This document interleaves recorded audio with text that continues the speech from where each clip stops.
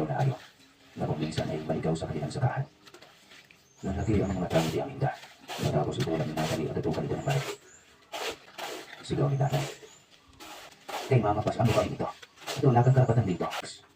Pinandilata naman siya ng magbibilang sa lawak ng lupain ito ay hindi ito papatulan ni Felix. Kaya siguro hindi ito nakapag-asawa. Idagdag pa ang bunganga na ng istulang inahing manok kung tumatala. Kung hindi ka umawat kanina. Kung hindi kita inawat, hindi niya kung nabitan mo nga niya kung utak mo. Buliyaw ng sundalo sa pinakasamang babae. Hindi ko akalain magmamatigas sa akin kasi sila talaga. Kung tutusin, ay ninegosyo naman sila ng asawa na sa bayan. Dalawa na nga ang tindahan nila at lumalago. Hindi niya nalang ililing mo sa akin ang lupain ni Ate Patricia. Napapailim naman si Felix. Nakasangla na kasi itong lupain nasa mga kamay ni Minda sa ngayon. Nakakulateral ang 3 hektaryang lupain ni Minda sa utang niya kina Madam Gareta. Malaking halaga kasi ang inutang ito.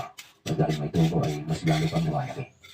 Ang tamang pag-asa na lamang ni Minda sa noon ay ang lupain ng kapatid na si Patricia na nasa mga kamay ng anak nitong si Natalie.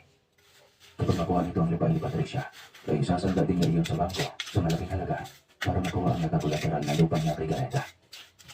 Naali kasi siya sa sugal sa pagsama-sama kay Felix sa paglalaro ng kung ano-ano. Minsan ay sasabong, minsan naman ay lumadayo pa sila sa karating bayan para pumusta ng mga kabayong naglalaban. Nagalaunan ay kinaarika na rin ni Linda. Halos araw-araw ay ginugulo ni Diamiko sa malakas na sigaw ni Diamiko sa labas ng kanyang bahay. Gulat na na lamang sinatali ng pagsilip niya ay hinila na ni Diamiko ang makapal at mataas niya buhok. Ibigay mo sa akin ang titulo ng lupain ng mga magulang mo.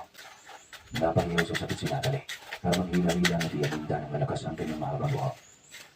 Napakapit si Natalie at inabot mula sa ilalim ng mesa ang shotgun ng asawang sa Rico na panghanting sa maligaw na hayop na kung minsan ay maligaw sa kanilang sakahan.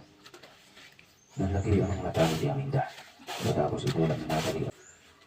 Tumigil ka na, Tia. Sigaw ni Nanay. Tandaan mo ito natin. Kay Mama Pas, ang lupain ito. Ito, wala kang karapatan dito. Kaya mas mabuti pang umalis ka na. Sigaw pa ng Tia Aminda.